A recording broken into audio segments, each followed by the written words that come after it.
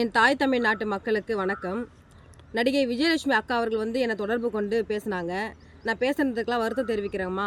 இந்த விவகாரத்தில் கண்டிப்பாக நம்ம 2 பேரும் ஒன்றா சேர்ந்து இதில் எனக்கான நீதியை எனக்கு நீங்கள் பெற்றுக் கொடுக்கணும்னு என்கிட்ட பேசினாங்க.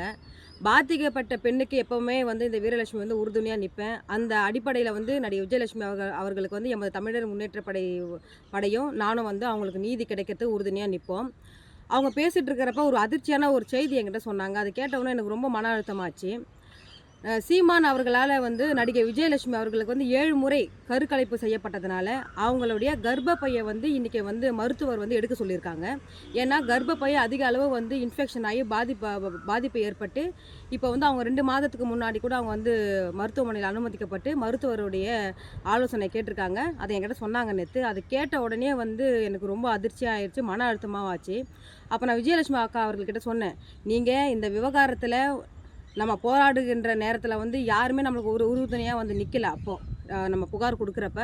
ஆனால் உங்களுடைய பாதிப்பு நாட்டு மக்களுக்கு தெரிஞ்சு கண்டிப்பாக ஒரு நாள் தமிழ்நாட்டில் இருக்கிற மக்களும் தமிழ்நாட்டில் இருக்கக்கூடிய பெண் தலைவர்களும் உங்களுக்கு பாதுகாப்பு அரணாக நிற்பாங்க அப்படின்னு நான் சொன்னேன். அந்த அடிப்படையில் நேற்று கனிமொழி எம்பி அம்மா அவங்களும் நாகை எம்பி அக்கா சுதா அவர்களை நடிகை விஜயலட்சுமி அவர்களுக்கு ஆதரவாக குரல் கொடுத்துருக்காங்க.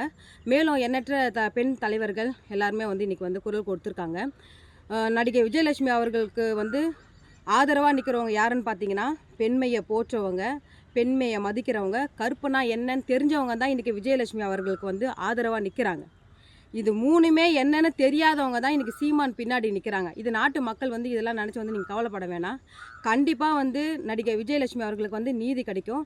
அந்த நீதி விரைவாக கிடைக்கிறதுக்கு எமது தமிழர் முன்னேற்ற படை சார்பாக நாங்கள் விஜயலட்சுமி அவர்களுக்காக சென்னை வள்ளுவர் கோட்டத்தில் நான் உண்ணாவிரதம் இருக்கலாம் நாங்கள் ஏற்பாடு செஞ்சுட்டு இருக்கிறோம். இந்த விஷயத்தை நாட்டு மக்களுக்கும் ஊடகத்துக்கும் நான் தெரிவித்துக் கொள்கிறேன்.